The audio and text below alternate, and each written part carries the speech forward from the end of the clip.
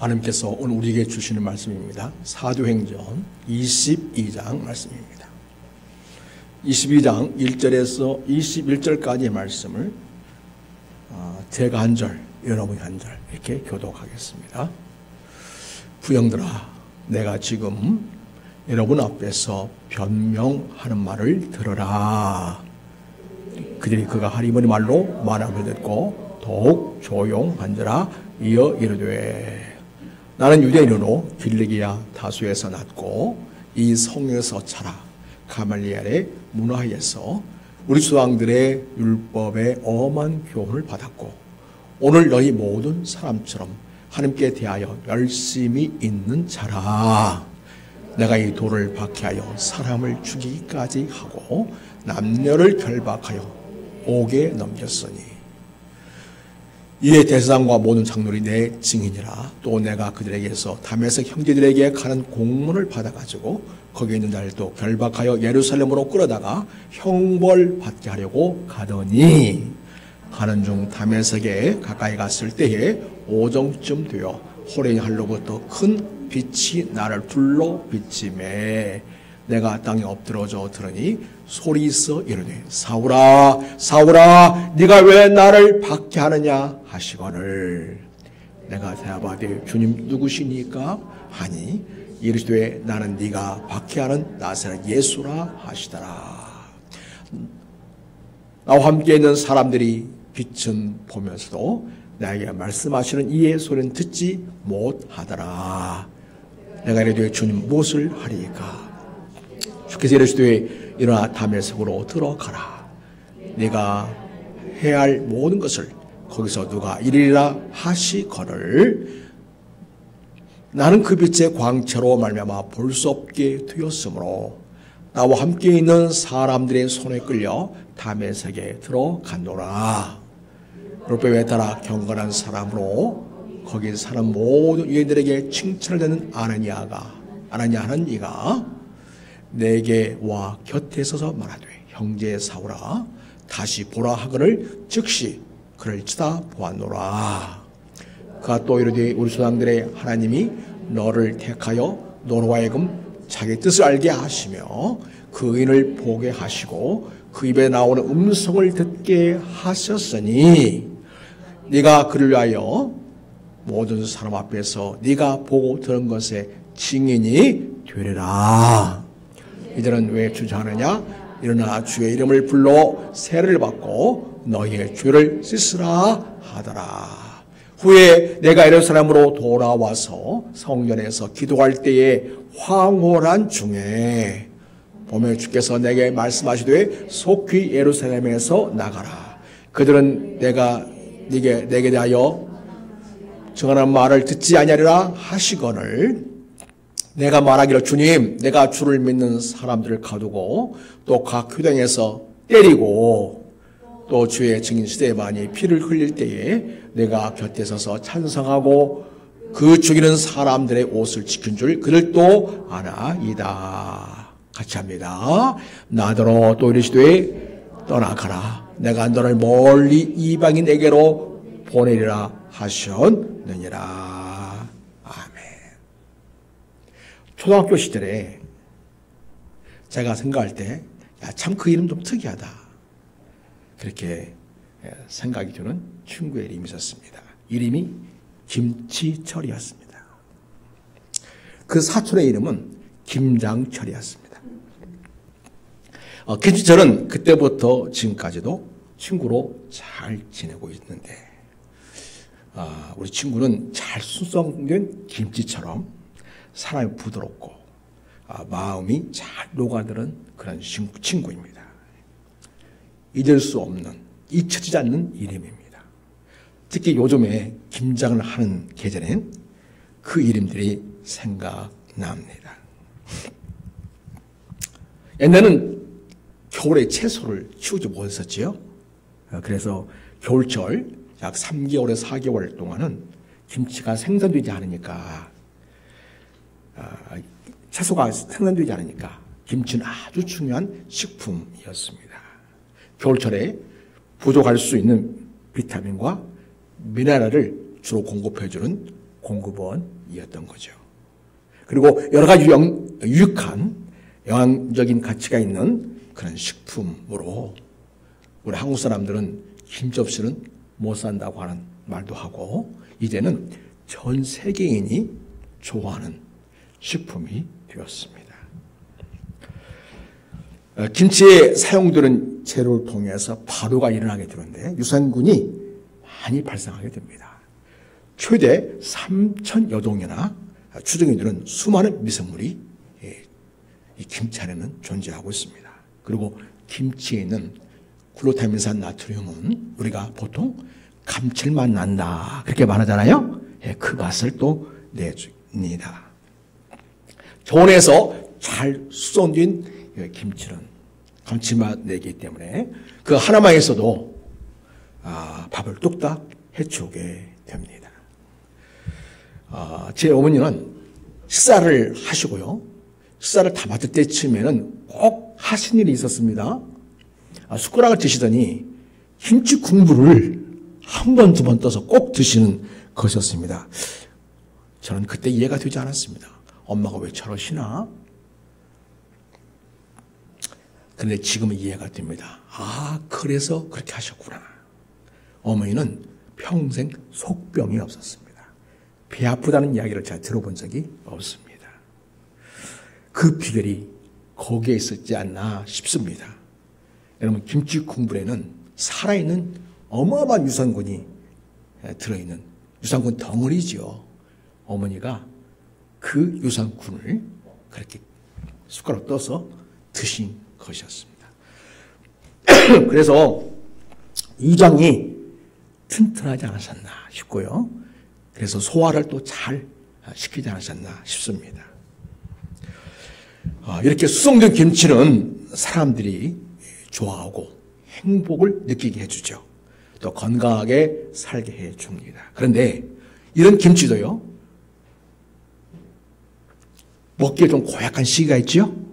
그때 우린 김치가 어땠다고 이야기하죠?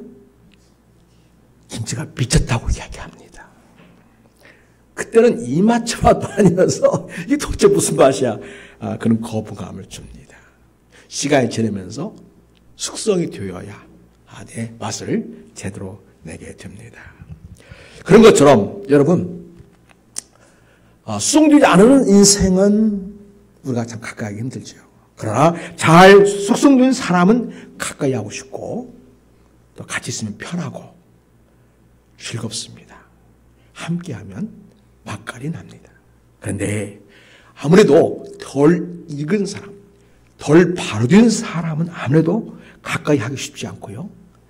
때로는 거부하고 불편합니다.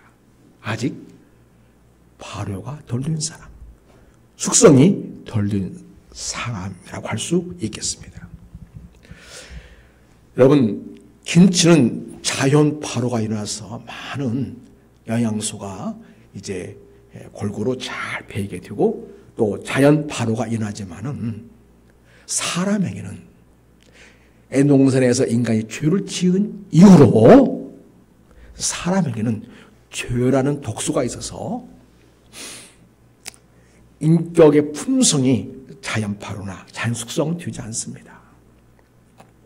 그 죄라는 독소를 제거해야만 비로소 그때부터 인간 숙성, 제대로 된 인간 발효가 일어나기 시작합니다. 그러면 언제 그 죄라는 독소가 제거되어서 진정한 인간다움의 인간 발효, 인간 숙성이 일어나게 될까요? 예수 믿을 때에 비로소 시작이 됩니다. 예수 믿어야 비로소 내 안에 있는 죄의 독소가 제거될 수 있습니다. 여러분, 히브리서 9장을 보면 이렇게 말씀합니다. 이와 같이 9장 28절에 그리스도도 많은 사람의 죄를 담당하시려고 단번에 들으신 바 되셨고 구원에 이르기 위하여 죄와 상관없이 자기를 바라는 자들에게 두 번째 나타나시리라. 우리 예수님이 많은 사람의 죄를 담당하시려고 이 상에 오셨다는 이야기입니다. 그래서 십자가에 피 흘려 죽으시기까지 우리 위하여 대신 죽으신 것입니다. 우리 인간의 독소를 제거하려고, 조련한 독소 우리에게서 제거하시기 위해서, 그래서 인간다움, 주님을 닮은 사람들을 우리 세워주시려고 우리 예수님은 십자가에 죽으셨고요. 또 끝난 것은 아니고 다시 두 번째로 예수님이 이 세상에 오시게 될 때에 죄와 상관없이 예수를 파는 자들에게 오실 것이라고 말씀을 주시고 있습니다. 로마서 3장은 이렇게 얘기합니다. 20절에 그러므로 율법의 행위로 그의 앞에 의롭다 하심을 육체가 없나니 율법으로는 죄를 깨달음이라. 이제는 율법 위에 하나님의 한 의가 나타났으니 율법과 선지자에게 증거를 받은 것이라. 구약의 율법과 선지자들이 계속해서 말씀한 것이 있다는 거죠. 한 의가 나타날 것이다. 그 한 의가 누구일까요? 예수님이십니다. 그렇습니다. 그래서 로마서 3장 22절은 얘기합니다. 곧 예수를 믿음으로 말미암아 모든 믿는 자에게 미치는 주어지는 하나님의 의인이 차별이 없느니라. 예수 믿는 모든 자에게는 다 하나님의 의를 주어서 하나님의 자녀 삼아 주신다는 말씀이 되겠습니다. 왜 사람들이 하나님의 그 영광스러운 그런 일에 자리에 동참하지 못하는가? 자, 로마서 3장 23절 이렇게 말합니다. 모든 사람이 죄를 범하였음에 하나님의 영광에 이르지 못하더라. 그러나 그리스도 예수 안에 있는 성령으로 말미암아 하나님의 은혜로 값없이 의롭다 하심을 얻은 자 되었느니라. 그래서 우리 예수님께서 우리를 대신하여 죗값을 십자가에서 치루어 주시는 십자가의 죽으심을 통해서, 그러니까 그것을 돈 받고 십자가에 달리신 게 아니고 값없이 우리하여 기꺼이 자기 생명을 희생하시면서까지 우리의 죄를 없애하시는 구속사역을 이루신 것입니다. 내가 죽어야 할 그 자리, 내가 죗값을 받아야 할 그 십자가에 예수님이 대신 달리셔서 죽어주심으로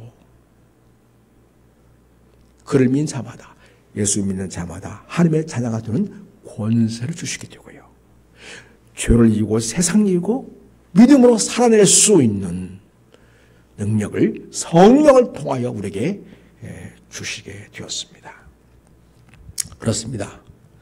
그리고 우리가 예수 그리스도를 믿고 예수의 사람으로 점점 성숙하고 성장하는 인생이 되기 위해서는요, 성령님의 도우심이 꼭 필요합니다. 그래서 예수 믿는 자들에게는 성령님이 오십니다.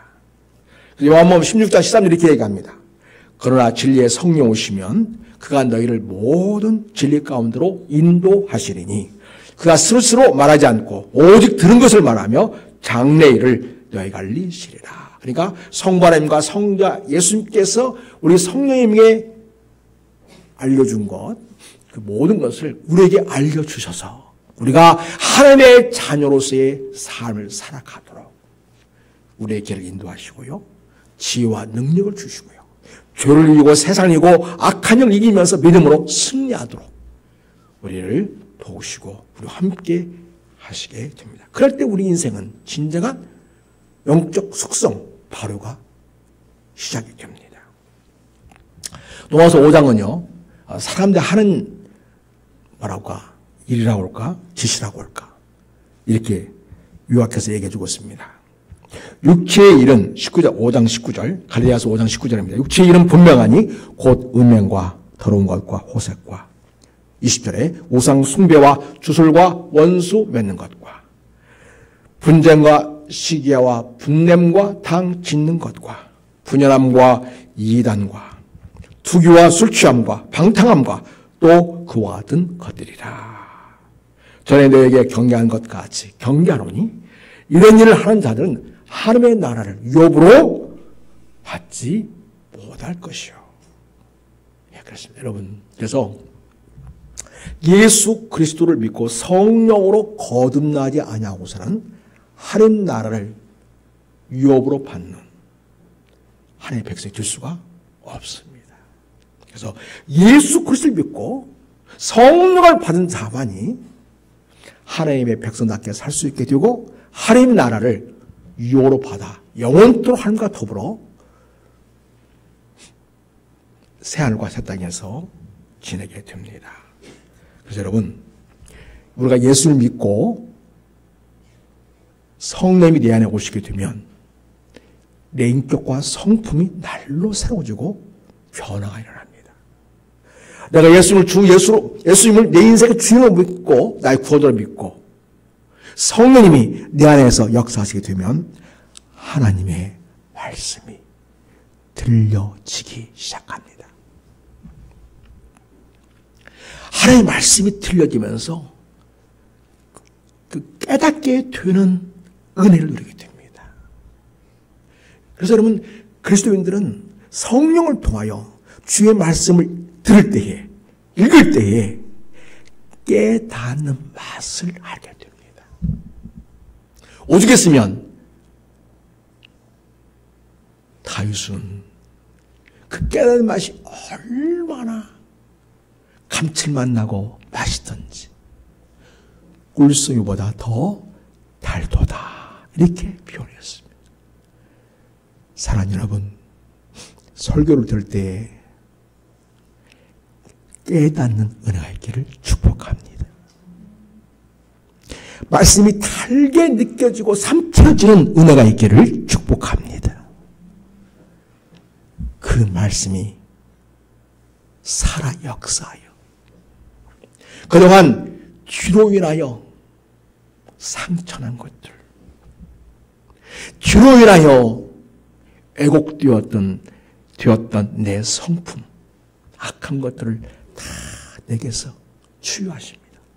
그리고 온전한 인격과 성품으로 나를 날마다 변화시키면서 내 안에서 예수의 빛이 나기 시작합니다.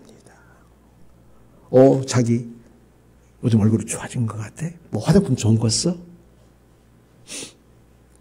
아니, 좋은 거 쓰긴 쓰지. 나는 예수라는 화장품을 써.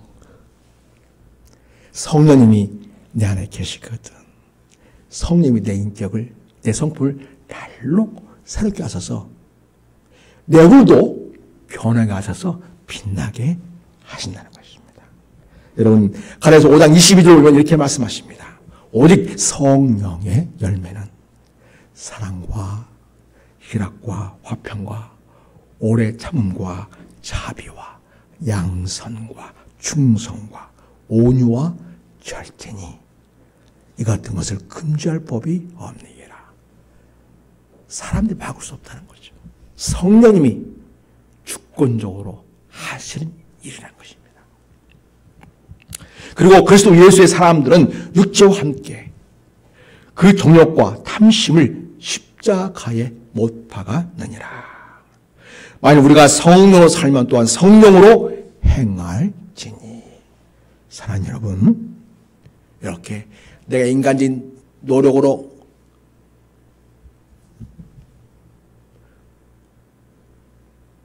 억지로 힘을 쓰면서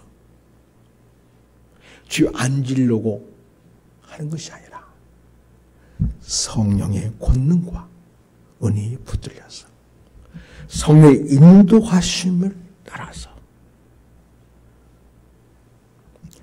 주여와는 상관없이 하나님 기뻐하시는 일들을 행하면서 예수 그리스도의 성품을 삶에서 드러내는 그러한 성령으로 행하시게 되기를 예수님의 이름으로 축복합니다. 여러분, 우리가 사도행전 22장을 읽었습니다. 사도 바울은 예수님을 만나고 난 다음부터 엄청난 인생의 새로운 변화, 새로운 인생을 살게 됩니다. 여러분, 우리가 예수님을 만나게 되면 어떠한 일이 우리에게 일어날까요? 먼저는 과거의 인간적인 조건들과 인간적인 성공과 인간적인 자부심으로 여겼던 것들이 얼마나 그리스도 앞에 거추장스럽고 허울이고 쓰레기와 같은 것인 줄을 알게 됩니다. 그리고 예수 없이 살았던 삶이 얼마나 하나님 앞에 큰 죄를 지었는지를 비로소 알게 됩니다. 예수님을 믿기 전까지는 도저히 알 수도 없고 생각할 수 없었던 영적인 감격이 내게 깨어나면서부터 내가 지금까지 하나님을 대적하고 불순종하며 하나님과 원수된 자로서 살았구나. 과거의 나의 모든 삶이 예수님을 대적하는 삶이었고 예수님을 거역하고 불순종하는 삶이었고 하나님의 뜻을 쳐버리고 하나님과 상관없이 살았던 삶이었구나. 이것을 철저히 깨닫게 되면서 이런 고백할 수밖에 없습니다. 예수님, 저는 죄인입니다. 저를 불쌍히 여겨 주십시오. 이런 고백을 비로소 하게 됩니다. 그래서 여러분, 내가 주님 앞에서 죄임을 진정 깨닫고 주의 십자가의 별로 내 죄를 씻어 주시옵소서라고 은혜를 간절히 구하는 사람은요, 바로 자기가 하나님의 자녀는 사실을 성령을 통해서 알게 해주십니다. 바울도요, 예수님 만나기 전에 자기 고백을 합니다. 어떻게 보면 자기 자랑거리죠. 여기도 있고 또 빌립보서에 보면 3장에 보면 자기 자랑거리를 쭉 이야기합니다. 근데 이게 다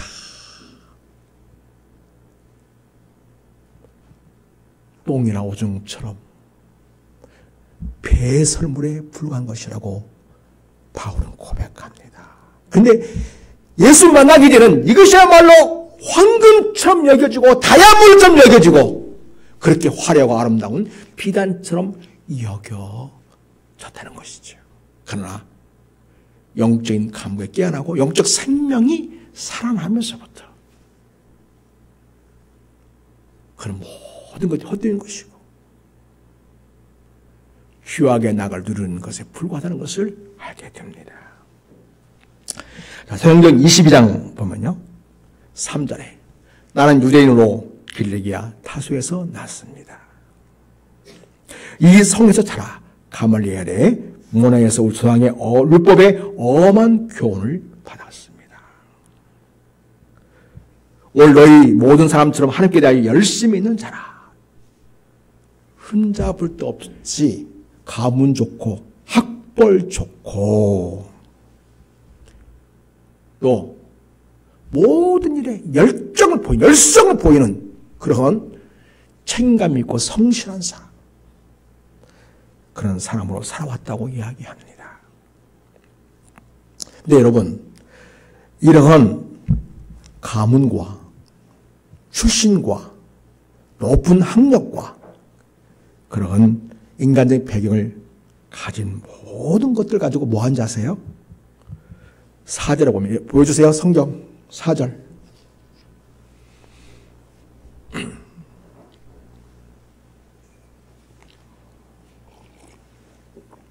성경 잘 따라오세요.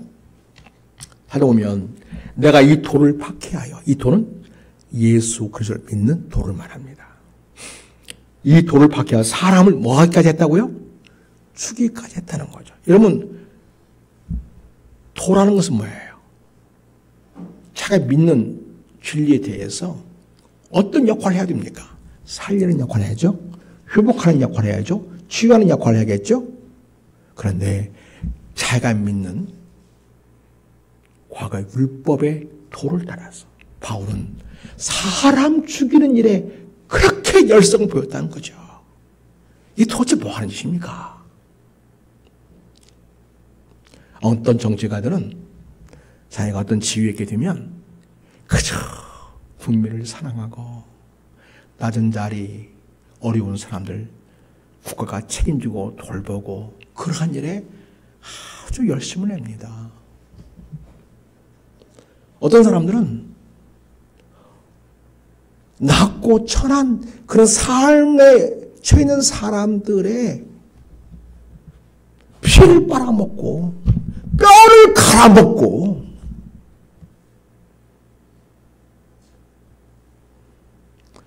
국민들을 처참한 삶의 자리로 내모는 사람들이 있습니다. 권력이 무엇을 위해 주어졌습니까?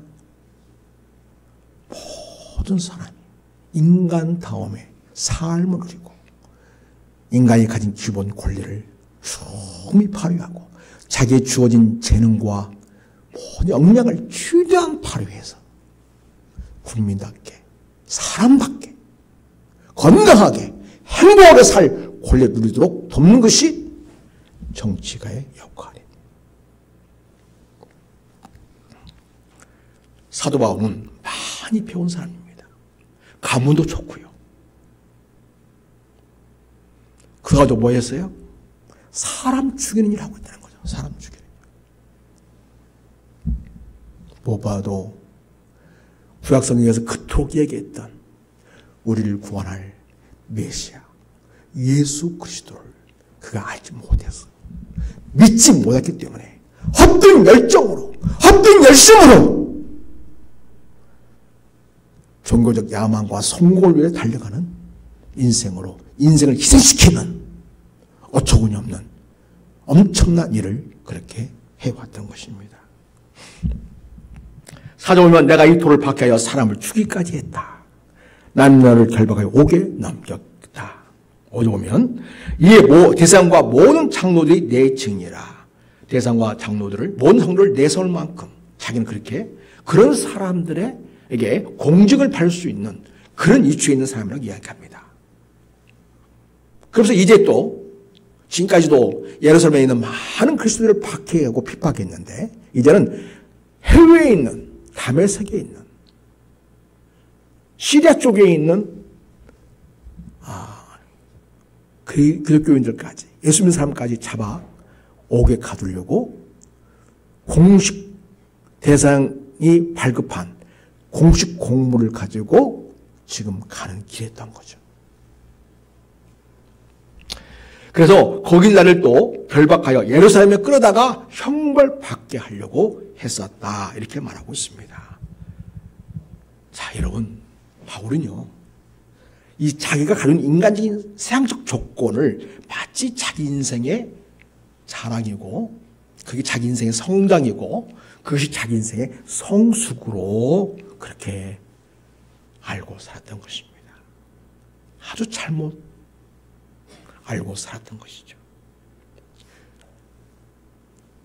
그 당시에 율법주의와 사상적인 판단으로 예수 믿는 사람들을 잡아 감옥에 가두고 형벌받게 하는 일을 아주 자랑스럽게 여겼습니다. 그가 예수를 만나기 전까지는 자기가 너무너무 잘한 인생을 잘한 일이라고 생각하면서 살았던 것이죠. 이런 잘못된 인생, 억울한 인생, 애곡된 인생, 잘못된 종교적 열심에 사로잡힌 이 바울은 예수님을 만나고서야 이것이 얼마나 어마어마한 죄악을 저지른 삶이었는가를 비로소 깨닫게 됩니다. 나중에 바울의 고백입니다. 나는 죄인 중에 뭐다고요? 괴수다. 나는 죄인 중에 가장 악질 괴수라고 이야기합니다. 그래서 여러분, 예수 만난 사람의 특징이 무엇일까요? 예수 없이 살았던 삶이 얼마나 하나 앞에 엄청난 죄를 짓고 살았는지를 비로소 깨닫게 되는 사람입니다. 이걸 모르면 아직 예수님 못 만난 겁니다.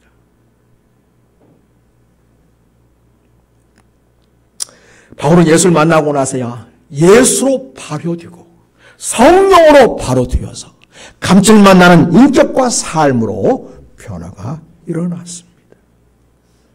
잡아 가두고 죽이는 일 앞장섰던 그가 나중에는 복음을 위해서 남을 위해서 자기 목숨을 기꺼이 내어주는 예수님을 본받는 삶으로까지 변화되는 것을 보게 됩니다. 자, 여러분, 오늘 우리는 말씀을 통해서 예수님 만난 사람은 어떻게 새로워지는가를 우리가 살펴볼 텐데요. 먼저 예수를 만난 사람은 이렇게 예수를 만나기 전에 얼마나 자기가 죄인이었는지를 비로소 깨닫게 됩니다.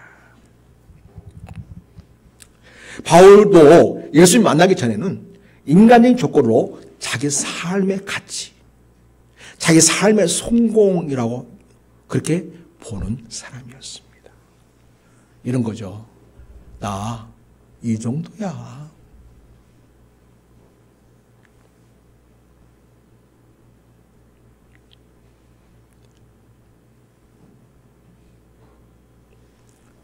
나는 있지. 나는 다소에서 태어났고 이 예루살렘 성에 와서 나는 성장했어.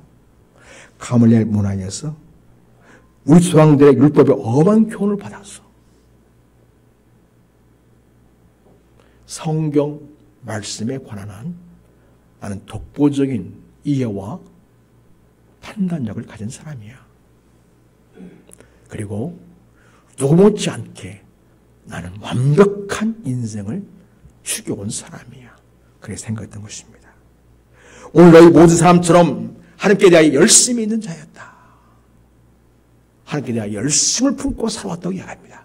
그게 다 근데 그게 뭐였어요? 예수 만나고 나니까 죽을 짓만 한 거예요. 죽을 짓만 하고 산 거예요. 그래서 예수님 만나기 전에 예수님 만난 사람은요, 과거의 자기 삶이 얼마나 예수님을 대적했는가, 얼마나 예수님을 박해했는가 하는 삶을 비로소 깨닫게 됩니다. 사도 보면 내가 이 돌을 박해하여 사람을 죽이기까지 하고 남녀를 결박하여 옥에 넘겼다 이렇게 얘기합니다. 여러분, 오늘 예수님께서 사울을 만나주시고 그때 주님의 그 영광의 빛으로 인하여 고꾸라진 이 사울이 이렇게 얘기하죠.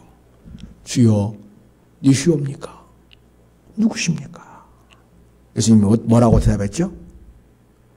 오늘 말씀 보면 나는 네가 박해하는 예수다. 그렇게 말했죠. 뭐 예수님 만난 적도 없죠. 바울은 그죠. 근데 예수님은 오늘 이렇게 말씀하세요. 나는 네가 박해하는 예수다. 그러니까 예수 믿는 사람들 박해한 것을 예수님은 당신 자신을 박해한 것으로 동일하게 여기고 지금까지의 바울한 자의 사울한 자의 삶은 뭐였냐면 예수님을 박해한 자의 삶이었다는 것입니다. 그것을 예수님 만나고 나서야 예수님이 깨닫게 해줌으로써 비로소 내 인생이 이렇게 어긋났고 잘못됐고 엉망이었구나. 사람 살리는 인생이 아니고 사람을 죽이는 인생을 살았구나. 비로소 깨닫게 되었습니다. 내가 이 돌을 박해하여 사람을 죽이기까지 하고 남녀를 결박하여 옥에 넘겼다고 말합니다. 여러분, 그리고 예수님 만난 사람은요, 이것이 내가 예수 믿게 된 것이 제가 생각지도 못한 전적인 하나님 은혜의 사건이구나. 이것을 알게 됩니다.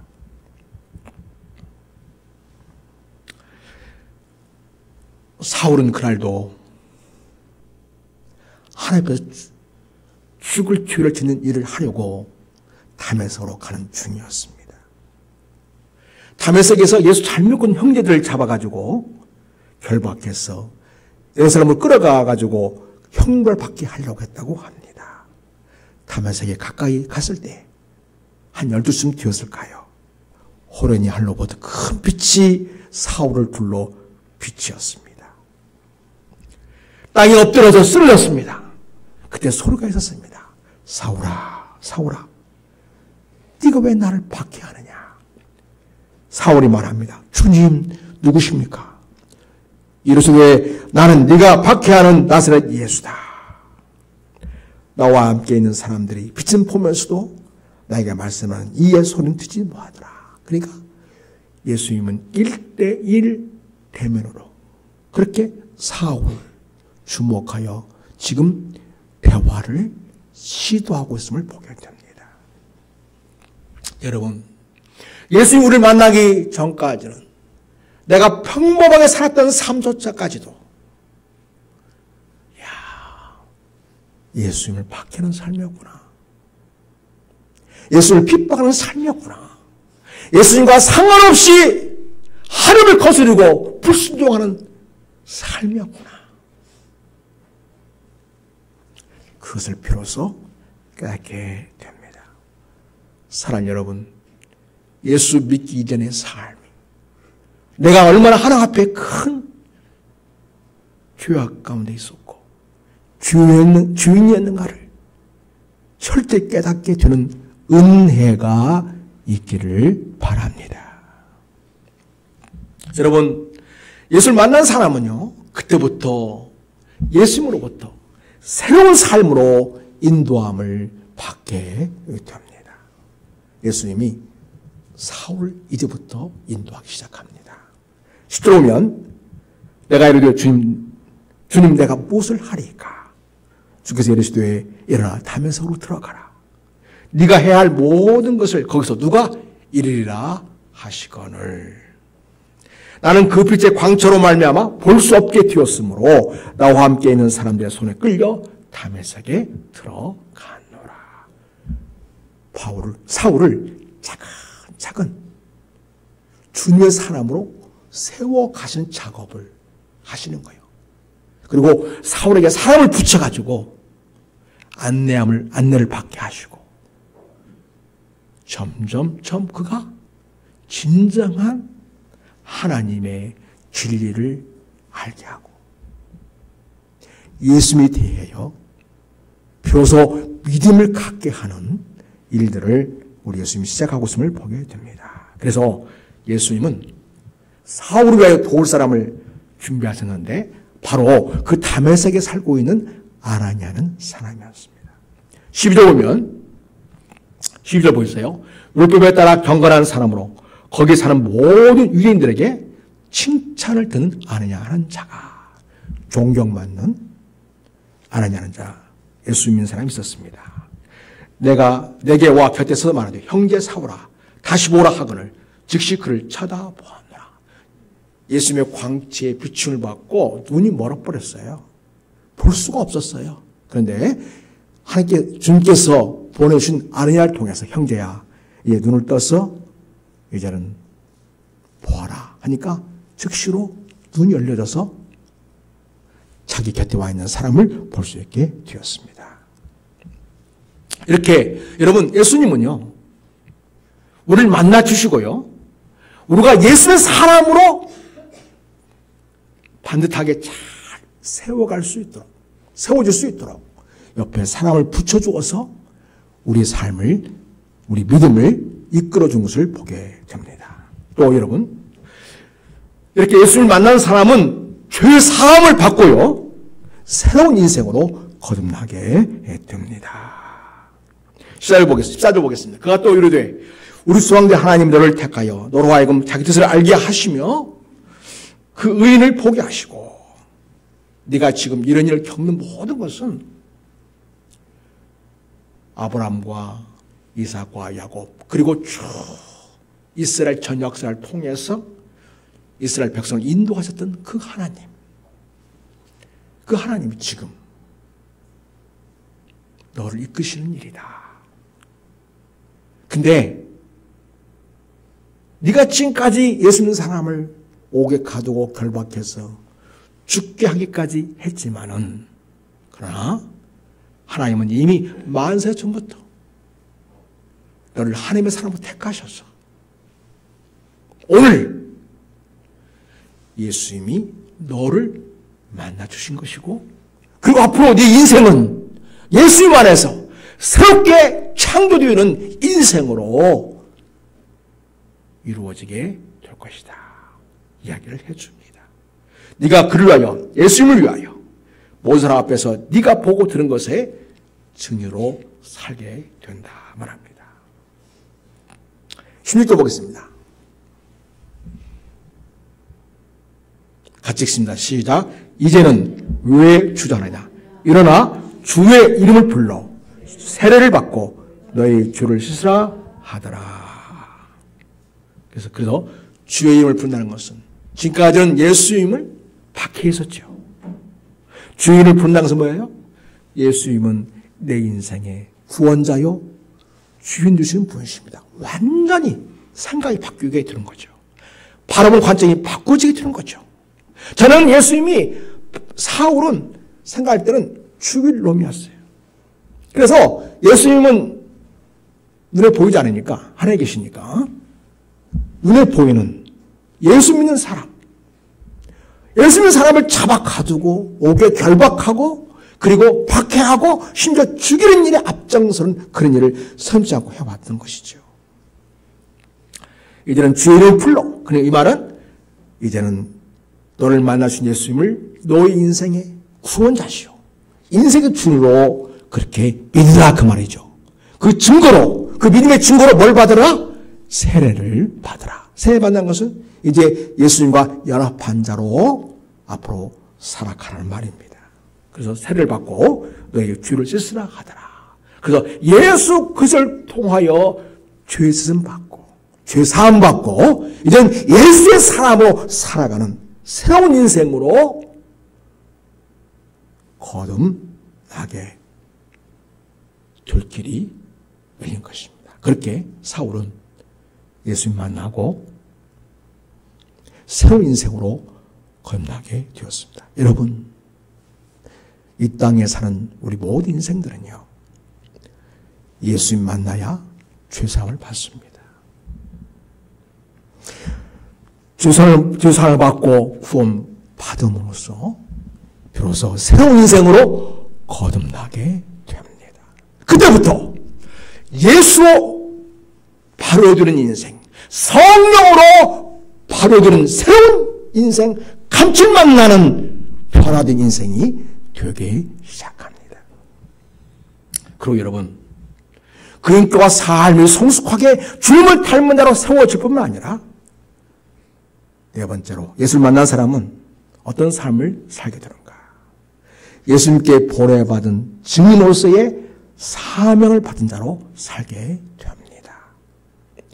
예수를 만난 사람은 성령을 통해 삶을 가진 자로 발효가 일어납니다. 전에는 복음 전하는 자를 보면 좀 곱게 예수 좀 믿지, 참 설치고 다니네, 굉장히 고가운 눈으로 보았던 그런 모습들이 이제는 사랑스럽게 보여지게 되고, 나 또한 내가 믿는 예수, 나의 구원자 되신 예수, 나를 만나 주신 예수, 나를 새롭게 하신 예수, 나의 모든 죄를 씻으시고 구원해 주신 예수, 그 주님을 찾는 것이 얼마나 큰 기쁨인지, 얼마나 놀라운 감격인지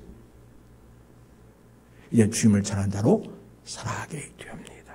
여러분, 예수님 만난 자는 자기가 만난 예수님을 사람들에게 전하고 그들을 예수님께로 인도하는 증인으로서의 삶을 살아가게 됩니다. 그래서 삶을 가진 예수로 발효된 인생, 성령으로 발효된 새로운 인생으로 살아가게 됩니다. 그리고 여러분 21절 한번 보겠습니다. 21절 말씀을 함께 봅니다.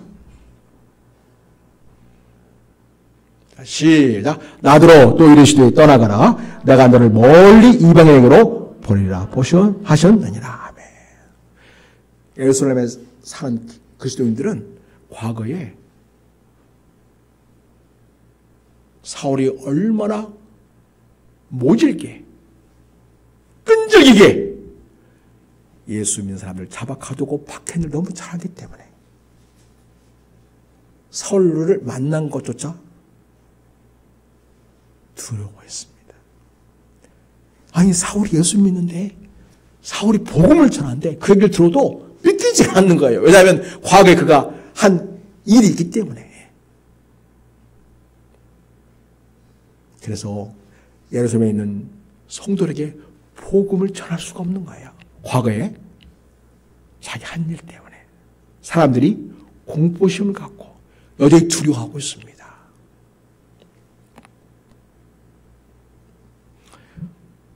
그때에 바나바가 사울을 이끌어서 예루살렘 교회에 소개하고 나중에 점점 친하게 지낼 수 있는 교회가 주어지게 됩니다만 지금 예수님을 만난 이 시점에서는 아직 전혀 그리스도인들이 사울을 만날 준비가 안 돼 있던 거죠. 그래서 그러면서 주님 말씀하십니다. 내가 너를 이방인으로 보내서 이방인을 구하는 일을 하겠다. 그래서 사도 바울을 이방인을 위한 사도로 택했다고 말씀하게 됩니다. 여러분, 이렇게 사울은 지금까지 살아왔던 삶을 완전히 뒤돌아서 새로운 인생으로 살아가게 되었습니다. 동족들은 지금까지 사울과 함께 예수 믿는 사람 잡아 가두고 박해하는 것을 그렇게 즐겁고 행복하게 여겼던 자들 아니었습니까? 그 사울이야말로 정말 자기들이 추종해야 할 그런 리더라고 생각했던 것이죠. 그런데 예수를 만난 사울 대해 사람은 어떤 반응을 보입니까? 22절, 23절을 봅니다. 여러분 거기 오늘 본문을 읽지 않았지만 이 많은 것까지 그들이 듣다가 소리질러 이르되 이러한 자는 세상에서 없애버리자 이렇게 말하는 거예요. 살려줄 자가 아니다라고 말합니다. 떠돌며 옷을 벗어 던지고 티끌을 공중에 날립니다. 저주하는 거죠. 전에는 율법에 충실하고 유대 종교에 철저한 사람으로 존경하고 따르고 함께 예수 믿는 사람들 박해했던 그런 사람들이 이제는 사울을 저주할 줄 하면서 사울에게 대적하는 모습을 보입니다. 그러나 사울은 개의치 않았습니다. 자기도 옛날에 그랬잖아요. 예수 만나기 전까지는. 그게 죄인지를 몰랐던 거죠. 그게 얼마나 하나님 앞에 악행을 저지른다는 것을 몰랐던 것이었죠. 사랑하는 여러분, 우리는 어떻게 감칠만한 맛있는 김치와 같이 아니 사람들에게 정말 감동을 주고 희망을 주고 치유 역사를 이루고 회복하는 새로운 삶을 살게 하는 그러한 하나님의 사람으로 살아갈 수 있을까요? 예수님을 만나면 시작이 됩니다. 그럴 때에 예수님이 내 인생을 아름답게 하나님의 말씀으로 진리로 바로시키시고 성령을 통하여 질 가운데로 인도하시어 내 성품과 인격과 삶이 날로 주님을 닮은 모습으로 바로 되게 하셔서 진리를 사람들에게 알려주고 싶어하고 사람들을 예수님께로 인도하고 싶은 강렬한 열정을 갖게 되고 예수의 증인으로 살아가는 소망을 품고 살아가게 됩니다.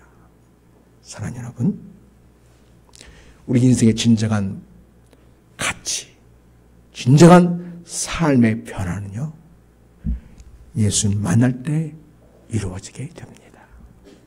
또한 여러분, 예수님 과거에 만났다고 해서 끝난 것이 아닙니다.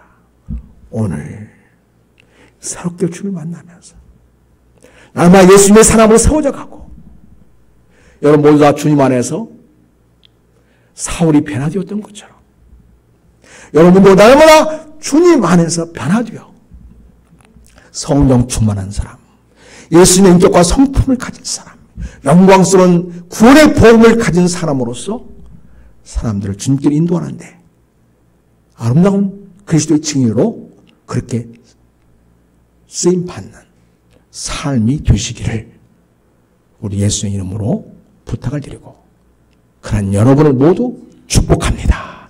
기도하겠습니다. 은혜 주신 아버지 하나님 감사합니다. 영원한 형벌에 죽음 마땅한 저희들을 내버려 두지 아니하시고 하나님 없는 예수님 이 세상에 보내주셔서 우리 모든 죄를 대신 담당케 하시고 예수를 믿게 하신 것 감사합니다. 예수님은 우리에게 성령님을 또한 우리 안에 보내주셔서 성령을 통하여 우리로 하여금 진리를 나누게 하게 하시고 감동과 감화를 주시고 또한 우리의 인격과 성품을 날마다 새롭게 하시며 변화시켜서 감칠맛 나는 아름다운 인생, 맛깔난 삶으로 우리를 세우시니 감사를 드립니다.